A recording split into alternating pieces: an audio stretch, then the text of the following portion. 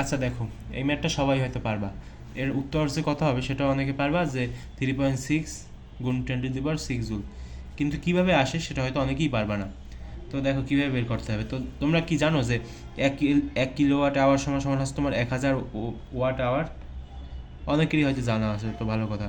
তো 1 watt hour সমান সমান হচ্ছে আবার কী বলো তো, 3600 জুল।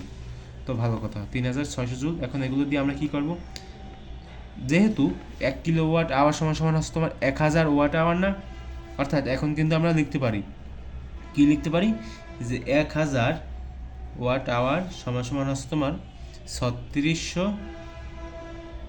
এই যে 3600 গুণ হচ্ছে তোমার 1000। ঠিক আছে, এটা কিন্তু আমরা লিখতেই পারি এই যে এই শর্তের সাপেক্ষে। তো এখন ক্যালকুলেশন করলে কত হবে সেটা তোমরা সবাই জানো, ক্যালকুলেটারের কোনো দরকার নেই।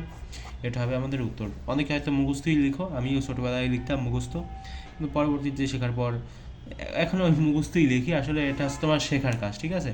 কারণ মনে করো যে তোমার ক্ষয়ে যদি এসে পড়ে তাহলে কিন্তু তোমাদের মানে সমস্যা হতে পারে করতে গেলে, সেজন্য একটু করিয়ে দিলাম। এটা একটা এমসিকিউ, কিন্তু তোমাদের নাম্বারেও আসতে পারে।